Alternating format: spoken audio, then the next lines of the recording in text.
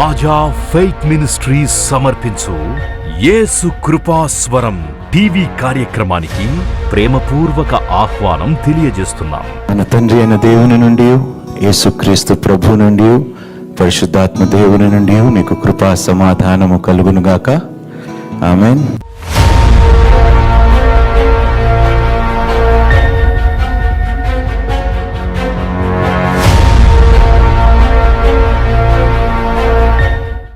మొట్టమొదటిగా ఒక ప్రశ్నతో నేను ప్రారంభించబోతున్నాను. మీ జీవితంలో ఏదైనా పోగొట్టుకున్నారా? ఎందుకు పోగొట్టుకున్నారు? ఇప్పుడు సహజంగా ఎక్కువగా మంది ఉన్న స్థలంలో, జనులు ఉన్న స్థలంలో మనం వెళ్తే మనల్ని ఏమని హెచ్చరిస్తూ ఉంటారు? దొంగలు ఉన్నారు అని జాగ్రత్త పడమంటారు, అవునా? కానీ ఒక దొంగ, కనిపించని దొంగ ఉన్నాడు. వాడు ఎవడండి? కనిపించని దొంగ ఉన్నాడు, కానీ కనిపించకుండానే అన్నీ దోచుకుంటున్నాడు. ఎలా దోచుకోగలుగుతున్నాడు? ఒంటరిగా మీరున్నప్పుడు మీకు తెలియకుండానే ఏం చేస్తాడు? ఒక విత్తనము విత్తి వెళ్ళిపోతాడు. మనం విన్నాము, ఈ యొక్క కథ బైబిల్ గ్రంథంలో విన్నాము. ఏమిటిది? ఒక ఆయన పాపం భూమిని సాగు చేసుకొని గోధుమలు విత్తి వెళ్ళి పడుకుంటే, రాత్రి వచ్చింది ఎవరు? దుష్టుడు ఒకడు వచ్చి విత్తాడు, గోధుమల పక్కన గురుగులు విత్తాడు. అంటే తెలియకుండానే శత్రువు ఏం చేయటానికి వస్తాడు? నీ పంటని నాశనం చేయటానికి, నీ జీవితాన్ని పాడు చేయటానికి వస్తాడు. అందుకనే పగటిపూట కలలు కనొద్దు అంటాం అన్నమాట. చాలామంది ఈ జబ్బుతో బాధపడుతూ ఉంటారు. కూర్చొనే ఉంటారు, కానీ శరీరం ఇక్కడే ఉంటుంది, కానీ మనసు ఎక్కడో ఉంటుంది. Body is here but mind is. బైబిల్లోని సైతానుని దేవుడు ఒక దొంగతో పోల్చాడండి. దొంగ ఏం చేస్తాడండి? దొంగ ఏం చేస్తాడు? ఏం చేయటానికి వస్తాడు దొంగ? ఇప్పుడు మీరు నివసిస్తున్న స్థలంలో మీకు సడన్గా వార్త వచ్చింది, ఈ కాలనీలో దొంగలు ఉన్నారు. మీరు ఎలా ఉంటారు? జాగ్రత్తగా ఉంటారు. బహుశా కొన్నిసార్లు నిద్రపోమేమో, మెలుగుగా ఉంటాం. వాడు ఎప్పుడు వస్తాడో, ఏం దోచుకెళ్తాడో అనే భయం ఉంటుందా లేదా? దొంగ మీ చుట్టుపక్కలనే ఉన్నాడు, కానీ వాడు ఎవడో మీకు తెలియనప్పుడు మీరు అందరినీ అనుమానిస్తారు కదా. కానీ ఒక దొంగ ప్రతిరోజు మిమ్మల్ని దోచుకుంటున్నాడండి. ప్రతిరోజు మిమ్మల్ని దోచుకుంటున్నాడు, మీరే అనుమతిస్తున్నారు. వాడిని దోచుకునేలాగా మీరే వానికి అనుమతి ఇస్తున్నారు. దొంగ ఉన్నాడని తెలిసిన వెంటనే మనం ఏమైపోతాము? అలర్ట్ అయిపోతాం, మెలకుగా ఉంటాము. ఎందుకు? మన ఇంటిలో విలువైనవి ఉన్నాయి, వాటిని కాపాడుకోవటానికి మనం కొంచెం జాగ్రత్తలు తీసుకుంటాం. మరి నీ ఇంటిలో విలువైన ఉన్నదానిని దొంగ నుండి కాపాడుకోవటానికి నువ్వు అలర్ట్గా ఉంటే, నీలో ఉన్న వాటిని కాపాడుకోవటానికి నువ్వు ఎంత అలర్ట్గా ఉండాలి, ఎంత మెలకుగా ఉండాలి. అందుకనే దేవుడు ఏమంటున్నాడు? మీరు శోధనలో పడకుండా ఉండునట్లు మీరు మెలకుగా ఉండి. ఎందుకన్నాడు? దొంగ నిద్రించటం లేదంట, గర్జించు సింహం వలె తిరుగుతున్నాడంట, ఎవరిని మృంగి వేద్దామని. దొంగోడు ఉన్నాడు, దొంగతనం చేస్తాడు అని తెలిసి కూడా మనం మెలకువగా ఉండకుండా వానికి అనుమతి ఇచ్చి, దౌర్భాగ్యం ఏమిటంటే మనమే ప్రేమతో వాడిని ఆహ్వానిస్తాం మన దగ్గరికి. నా దగ్గర ఉన్నది తీసుకొని వెళ్ళు అని మనమే వాడిని ప్రతిరోజు ఆహ్వానిస్తున్నాం. ఒక్క ఆలోచన మీ జీవితాన్ని మారుస్తుందా లేదా? ఎందుకంటే ఒక్క తలంపు, చెడు తలంపు మీకు కలిగితే, అది కార్యరూపాన్ని ధరించుకుంటే ఏమవుతుందండి? ఏమవుతుంది? ఆలోచన నుండి లోకములోకి అది వచ్చిందనుకో, ఏమవుతుంది? మీకు భయంకరమైన శ్రమలు. ఒక్క ఆలోచన అవ్వ ఆదాము జీవితాన్ని, మనుషుల యొక్క జీవితాన్ని మార్చేసిందండి. దుష్టుడిని అనుమతిచ్చారు. ఒక్క ఆలోచన విత్తాడు, అంతే, వారి జీవితాన్ని మార్చేసండి. ఒక్క ఆలోచన ఏం చేసిందో తెలుసండి? ఆ ఆలోచన సాతానుడి యొక్క ప్రాధాన్యమైన పని ఏమిటో, ముఖ్యమైన పని ఏమిటో తెలుసండి? ఎవరైనా చెప్తారా? దొంగలించటము. దేన్ని దొంగలించటము? నీ జీవితాన్ని, నీ మహిమను, దేవుడు అనుగ్రహించిన మహిమను, అధికారాన్ని, ఇంకా అథారిటీని. దుష్టుడు ఎందుకు వస్తాడో తెలుసా? మీ దగ్గర నుండి అధికారము తీసివేయటానికి, మీ దగ్గర ఉన్న జీవాన్ని తీసివేయటానికి, దేవుడు మీకు అనుగ్రహించిన ఆధిపత్యము నుండి మిమ్మల్ని తొలగించటానికి, మంచి పొజిషన్ నుండి మిమ్మల్ని తొలగించటానికి దుష్టుడు వస్తాడు. కానీ దౌర్భాగ్యం ఏమిటంటే మనమే ఇన్వైట్ చేస్తున్నాం వాడిని, మనమే దొంగలించమని వాడిని ఆహ్వానిస్తున్నాం మన జీవితాల్లోని. చూద్దామండి ఒకసారి బైబిల్లో ఆదికాండము 3వ అధ్యాయము 4వ వచనము నుండి 8వ వచనం వరకు ఒక్కొక్క వచనం మనం చదువుకుందామండి. దానికి ముందుగా దేవుని వాక్యము గురించి 2 మాటలు చెప్పి ఆదికాండములోకి వెళ్తానండి. సామెతలు 30వ అధ్యాయము 5, 6 వచనాలంటే, దేవుని మాటలన్నీ పుటము పెట్టబడినవే, ఆయనను ఆశ్రయించు వారికి ఆయన కేడెము.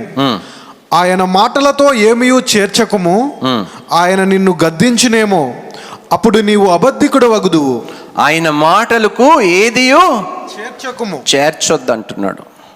ఏదైనా తీసివేయొద్దు అంటాడు, ఏదైనా చేర్చవద్దు అంటాడు. దుష్టుడు ఏం చేస్తాడు? మీరు ఆ పని చేసేలాగా చేస్తాడు. దానికి ఉదాహరణ ఏమిటి? ఏదైనా తోటలో అవ్వకి ఏమన్నాడు? మీరు ఈ పండు తింటే మీరు చనిపోరు, మీరు దేవుళ్ళ అయిపోతారు. దానికి ముందు అవ్వ ఏమన్నది? ఈ పండు తినటమే కాదు, ఈ పండుని ముట్టకూడదు. దేవుడు అన్నాడు ముట్టకూడదని? లేదు కదండి. అంటే ఏం చేస్తాడంటే దేవుని మాటకి మాట కలిపి అబద్ధికారులుగా మిమ్మల్ని చేసి దేవుని మహిమలో నుండి తొలగించటమే తన ప్రయత్నము. ప్రతిరోజు మిమ్మల్ని దేవుని దృష్టిలో అబద్ధికారులుగా నిలబెట్టాలనే వాడు ఆశ, వాడు ప్రయత్నము. వాడు చాలా సక్సెస్ అవుతున్నాడండి, చాలా సక్సెస్ అవుతున్నాడు. మనం ఫెయిల్ అయిపోతున్నాం, మనం విఫలమైపోతున్నాం. చూడండి, ఇంకొక మాట అంటాడు. కీర్తనలు 12వ కీర్తన 6, 7 వచనాలు. యెహోవా మాటలు పవిత్రమైనవి, అవి మట్టి మూసలో 7 మార్లు కరిగి ఊదిన వెండి అంత పవిత్రములు. యెహోవా, నీవు దరిద్రులను కాపాడెదవు, ఈ తరము వారి చేతిలో నుండి వారిని నిత్యము రక్షించెదవు. నేను ఈరోజు మరలా ఒక ప్రశ్న అడుగుతున్నాను, శ్రద్ధగా వినండి. యెహోవా మాటలు ఏమై ఉన్నాయంట? ఎంతమందికి ఇది కావాలి? ఎంతమంది దీనిని ధ్యానిస్తున్నారు? ఎంతమంది దీన్ని ధ్యానిస్తున్నారు? దివారాత్రులు మీరు పవిత్రమైన దానిని విడిచిపెడితే మీ దగ్గర మిగిలేదేంటి? పవిత్రమైన దానిని మీరు తిరస్కరిస్తే మీకు మిగిలేది ఏమిటి? పవిత్రమైన దానిని మీరు ప్రేమించకపోతే మీకు మిగిలేదేమిటి? అపవిత్రమైనదే. అపవిత్రమైనది మీ జీవితాన్ని అపవిత్రపరుస్తుంది, భ్రష్టు పట్టిస్తుంది. కానీ ఇది తెలిసినా కూడా మనము బైబిల్ తెరవము, మనం వాక్యము ధ్యానించము, మనము ప్రార్థనలు చెయ్యము, మన ఆత్మీయ స్థితిని బాగు చేసుకోము. యవ్వనస్తులారా, యవ్వన ప్రాయములో కాడి మోయటము మనకి మేలు వద్దు, మేకు మాత్రమే కావాలి. చూద్దామండి. ఇప్పుడు ఆది కాండానికి వెళ్ళండి, 3వ అధ్యాయం 4 నుండి 8 వచనాలు. అందుకు సర్పము, మీరు చావనే చావరు. నిజమేనండి. ఇది దేవుని మాటకి మనము తిరగబడితే, దేవుని మాటకి లోబడకపోతే మనం బ్రతుకుతామా చచ్చిపోతామా? దేవుని మాటలు ఏమై ఉన్నాయి? జీవము కదండి, అవునా? జీవ జలపు ఊటల వంటివి, తేనె కన్నా మధురమైనది, జీవము కలిగిన మాటలంట, సజీవమైన వాక్యములంట ఆయనవి. ఆదాము అవ్వ సర్పము చెప్పిన మాట విన్నారు. మొట్టమొదటిగా విన్నందుకు ఏం పోగొట్టుకున్నారండి వారు? నిత్య జీవముని పోగొట్టుకున్నారండి. అర్థమవుతుందా మీకు? ఒక్క ఆలోచన, ఒక్క తప్పు, దుష్టుడిని అనుమతించినందుకు, దొంగలించటానికి వానికి అనుమతి ఇచ్చినందుకు, వానికి కాస్త స్థలము వారి మనసులో ఇచ్చినందుకు దేవుడు అనుగ్రహించిన నిత్య జీవము నుండి వారిని తొలగించేశాడండి. నిత్య జీవములో బ్రతికేవారు ఏం పొందుకున్నారండి? మరణాన్ని పొందుకున్నారు. ఈరోజు చాలామంది చచ్చిపోదాము అని ఎందుకు అనుకుంటున్నారో తెలుసా? ఎందుకు అనుకుంటున్నారో తెలుసా? వారు బ్రతుకు మీద వారికి ఆశ లేదు. ఎందుకో తెలుసా? వారు బ్రతకాలని ఎందుకు కోరుకోవటం లేదో తెలుసా? వారందరూ ఏం చేశారంటే అపవాదికి అనుమతి ఇచ్చారు దొంగలించటానికి వారి జీవితాన్ని. ఒక్క ఆలోచనతో వాడు ఏం చేశాడంటే వారి జీవితాన్నే మార్చేశాడండి. నిత్య జీవితము నుండి వారు తొలగిపోయేలాగా ఒక్క ఆలోచనతో పని చేసేసాడండి. అమ్మా, అందుకనే అంటానమ్మా, పాపాన్ని తేలిగ్గా తీసుకోకండి దయచేసి. ఒక్క పాపిష్టి ఆలోచన, ఒక్క పాపిష్టి తలంపు జీవము నుండి మరణంలోకి ఆదాము అవ్వని సర్వలోకాన్ని నడిపించింది. ఈ మాటలు శ్రద్ధగా వినండి. సైతానుడు ఏమంటాడో తెలుసా? ఏమీ అవ్వదు మీకు, మీరు చెయ్యకపోతే ఎలా తెలుస్తుంది? ఈ అనుభవం కలిగి మీరు ఉండకపోతే వేరే వాళ్ళకి ఎలా చెప్తారు? చెప్తాడా లేదా? చాలా కుయుక్తి కలిగిన వాడు. అమ్మా, ఆదాము అవ్వ దగ్గరికి వచ్చాడు, అనుమతి ఇచ్చారు వారు మాట్లాడటానికి. మాట్లాడాడు, మాట్లాడి ప్రేరేపించబడ్డారు. ప్రేరేపణకి వారు గురయ్యారు, వారు లోబడ్డారు, నిత్య జీవాన్ని పోగొట్టుకున్నారు. మొట్టమొదటిగా దుష్టుడు ఏం చేస్తాడో తెలుసా? దేవుడు అనుగ్రహించిన జీవాన్ని తీసివేయటానికి మీ దగ్గరకు వస్తాడు. అందుకనే అన్నాడు, దొంగ ఎందుకు వస్తాడంట చెప్పండి? దొంగలించుటకు, హత్య చేయటానికి, నాశనమునకు వస్తాడు. దొంగ వచ్చాడు, దేవుడు అనుగ్రహించిన నిత్య జీవముని దొంగలించేశాడు మనుషుల దగ్గర నుండి. రెండోది ఏం చేశాడు చూడండి, 2వ వచనంలో చదువుదాం. ఏలయనగా మీరు వాటిని తిను దినమున మీ కన్నులు తెరవబడుననియు, మీరు మంచి చెడ్డలు ఎరిగిన వారై దేవతల వలె ఉందురనియు దేవునికి తెలియనని స్త్రీతో చెప్పగా, స్త్రీ ఆ వృక్షము ఆహారమునకు మంచిదియు కన్నులకు అందమైనదియు వివేకమిచ్చు రమ్యమైనదై ఉండుట చూచినప్పుడు ఆమె దాని ఫలములలో కొన్ని తీసుకొని తిని తనతో పాటు తన భర్తకును ఇచ్చెను. ఎప్పుడైతే ఆ ఆలోచనకి లోబడ్డాదో ఏం జరిగిందో తెలుసా? మొట్టమొదటిగా అయితే మనం తెలుసుకున్నాం, నిత్య జీవమును పోగొట్టుకున్నారు. రెండోది ఏం పోగొట్టుకున్నారో తెలుసా? గౌరవము. వాళ్ళు ఏం పోగొట్టుకున్నారు? గౌరవము పోగొట్టుకున్నారు, మహిమను పోగొట్టుకున్నారు. రోమియోలకు రాసిన పత్రికలో అంటాడు కదండి, ఏమిటో 6వ అధ్యాయం 23వ వచనములో అంటాడు, ఏమిటంట? ఏలయనగా పాపము వలన వచ్చు జీతము మరణము, అయితే దేవుని కృపావరము మన ప్రభు అయిన క్రీస్తు యేసునందు నిత్య జీవము. హల్లెలూయా. పాపము వలన వచ్చే జీతము మరణము. ఫస్ట్ ఏమిటి? మరణము వచ్చింది. మరణము వచ్చిన తర్వాత గౌరవాన్ని పోగొట్టుకున్నారు, దేవుడు అనుగ్రహించిన మహిమను పోగొట్టుకున్నారు. లోకమంతయు పాపము చేసి దేవుడు అనుగ్రహించిన మహిమను పొందలేక పోవచ్చున్నారు. దుష్టుడు మీ ప్రాణాలని తీసుకోవటానికి వస్తాడు. ఏ డిగ్నిటీతో అయితే మీరు బ్రతకాలో, ఏ గౌరవముతో మీరు బ్రతకాలో, ఏ విధంగా మీరు ఘనత కలిగి జీవించాలో, మహిమతో మీరు జీవించాలో అది కూడా దొంగలిస్తాడండి. అక్కడితో ఊరుకోడండి దుష్టుడు. ఈ 2 అయిపోయిన తర్వాత 3వ పని ఏం చేస్తాడో చూద్దాం. తనతో పాటు తన భర్తకును ఇచ్చెను, అతడు కూడా తినెను. అప్పుడు వారిద్దరి కన్నులు తెరవబడెను, వారు తాము దిగంబరులమని తెలుసుకొని. వాడు ఏమన్నాడు చూడండి, మీ కళ్ళు తెరవబడతాయి, మీరు దేవుళ్ళలాగా అయిపోతారు, మంచి చెడులు జ్ఞానము మీకు కలుగుతుంది, మీ కళ్ళు తెరవబడతాయి. కళ్ళు తెరవబడితే ఏం కనిపించింది వాళ్ళకి? ఏం కనిపించింది? దిగంబరతనము కనిపించింది. సిగ్గుతో తల దించుకునేలాగా దుష్టుడు ఏం చేస్తాడో తెలుసా? దేవుడు అనుగ్రహిస్తున్న ఘనతను తీసేసి మీరు సిగ్గునుందేలాగా చేస్తాడు. ఇంకా చోటు ఇవ్వండి వాడికి, ఇంకా అనుమతి ఇచ్చండి మీ జీవితంలో, మీ కుటుంబాల్లో, మీ వివాహములో. వాడు ఎందుకు పాడు చేయకుండా ఉంటాడు చెప్పండి? వాడు ఎందుకు చిచ్చు పెట్టకుండా ఉంటాడు మీ జీవితాల్లోని? మీరు ఉద్యోగములో కూడా సంతోషంగా సమాధానము లేకుండా చేస్తాడు. ఈరోజు నానా విధములుగా వాడిని అనుమతిస్తున్నాము మన జీవితాల్లోని. ఈరోజు నిజంగా చెప్పండి, మీరు దేవుడు అనుగ్రహించిన ఘనత మీరు పొందుకొనే బ్రతుకుతున్నారా? ఎక్కడుంది ఆ ఘనత? ఉన్నదా ఆ ఘనత? ఎందుకు లేదంటే అనుమతి ఇచ్చారు కాబట్టి వాడిని దొంగలించటానికి.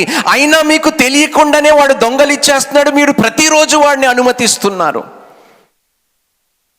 సంఘానికి వస్తారు, వాక్యం వింటారు, సంతోషము సమాధానము కలిగి ఉంటారు. బయటకి వెళ్ళిన వెంటనే దొంగలిచ్చేస్తాడు. బయటికి వెళ్ళిన వెంటనే మీ సమాధానము సంతోషము మాయమైపోతాయి. క్షణములో మిమ్మల్ని చిక్కులో పడేస్తాడు. అందుకనే నిబ్బరముగా ఉండండి, భయపడకండి, మెలకువగా ఉండండి, ఎడతెగక ప్రార్థనలు చేయండి. సైతానుడు నిద్రపోతాడండి? నిద్రపోడు. దొంగ ఎక్కువగా ఎప్పుడు ఏ టైంలో మెలకువగా ఉంటాడు? మనం నిద్రపోతున్నప్పుడే.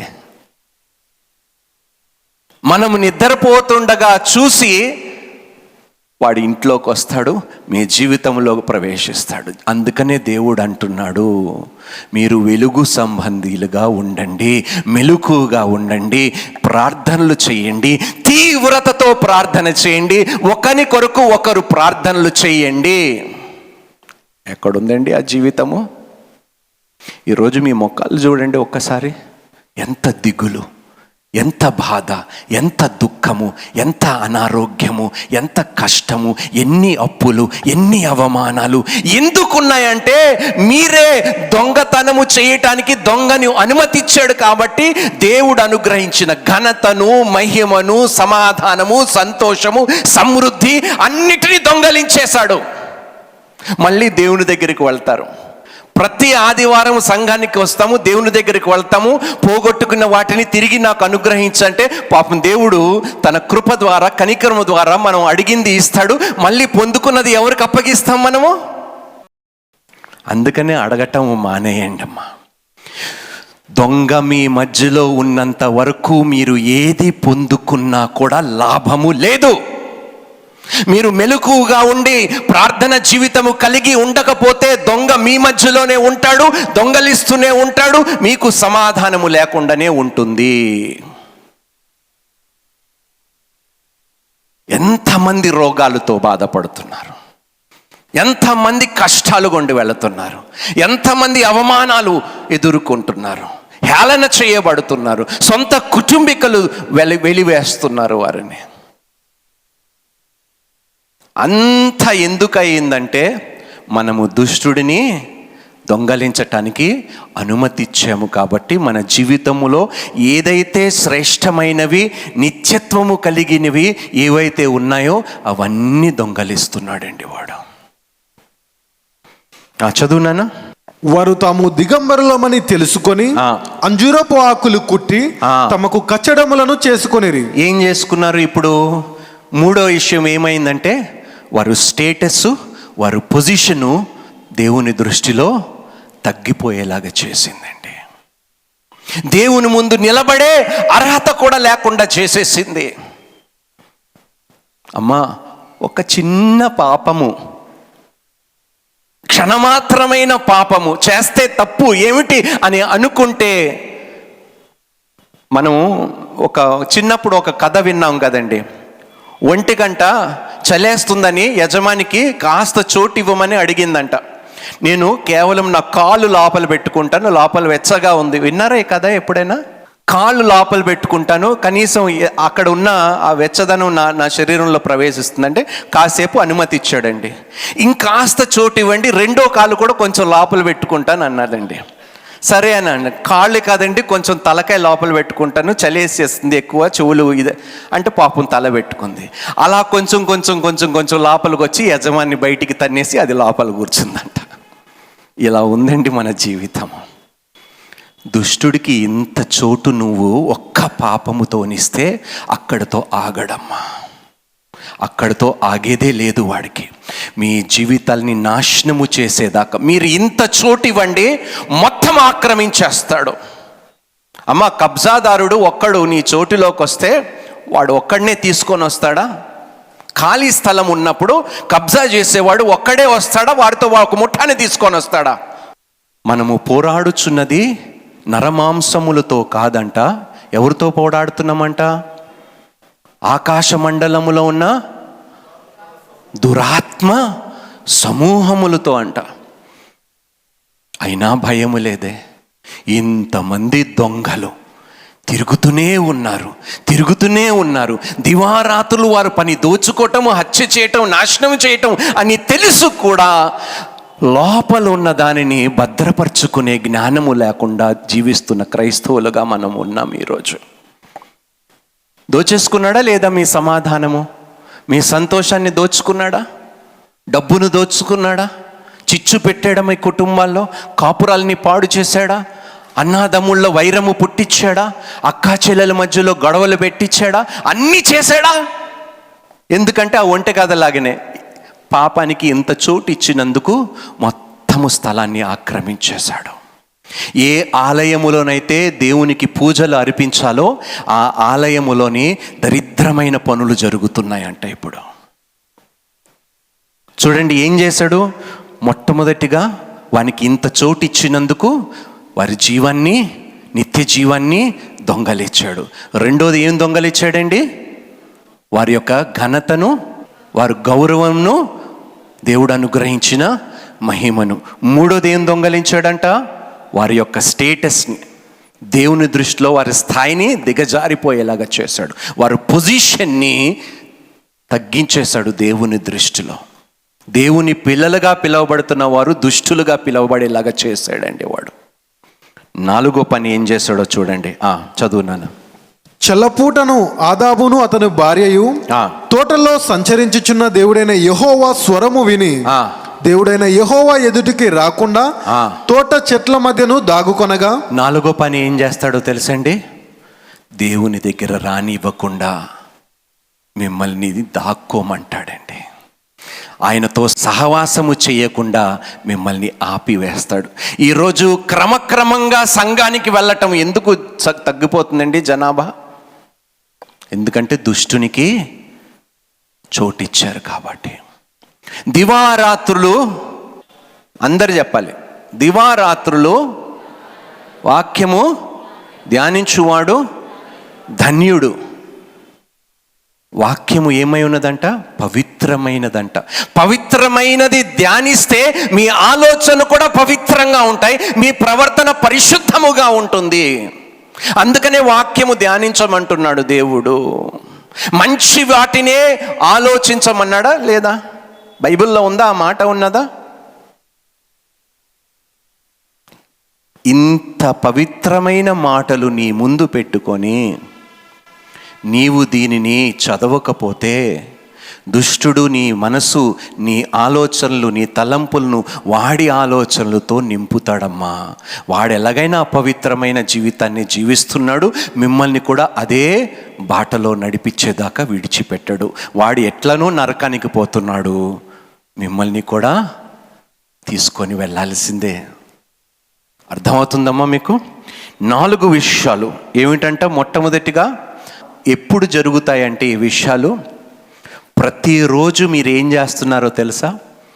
ప్రార్థన చేస్తున్నారు, మళ్ళీ వెంటనే దుష్టుడిని మీ జీవితంలోకి, మీ ఇళ్లల్లోకి, మీ వివాహములోకి, మీ కుటుంబంలోకి, మీ పనిలోకి, మీ వ్యాపారములోకి ప్రార్థనలు చేయటం అనటం లేదు, అందరూ ప్రార్థనలు చేస్తున్నారు. కానీ మళ్ళీ అనుమతి ఇచ్చేది ఎవరిని?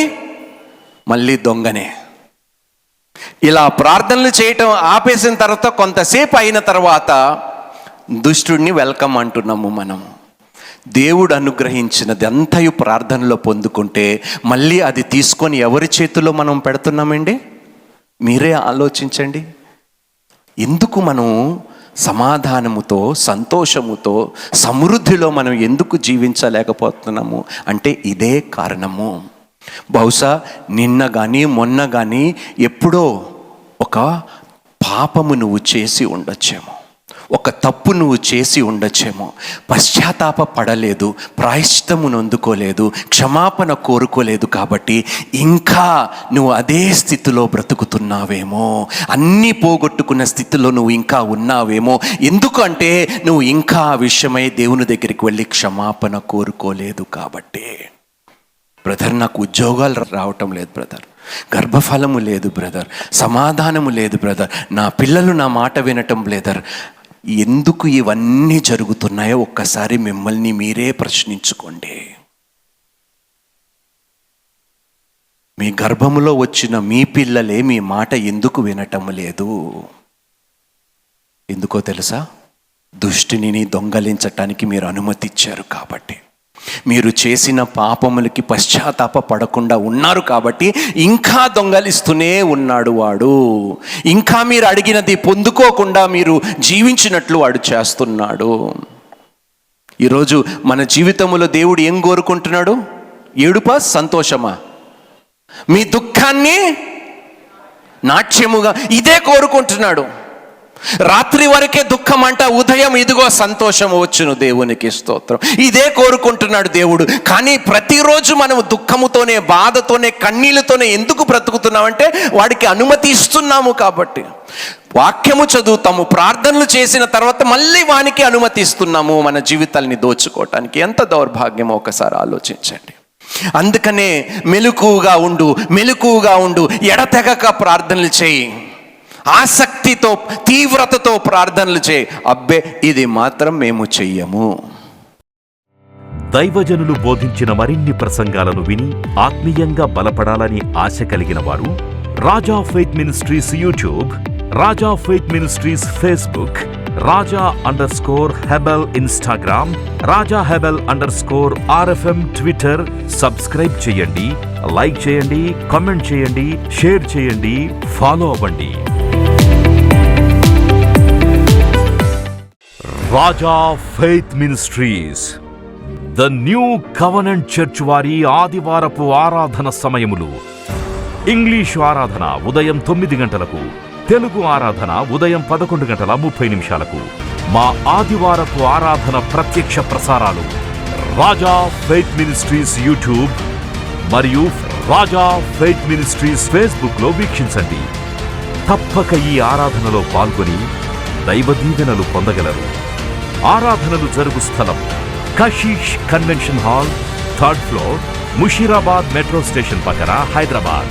మరిన్ని వివరములకు సంప్రదించవలసిన మా ఫోన్ నంబర్లు 9000320028, 9346077114.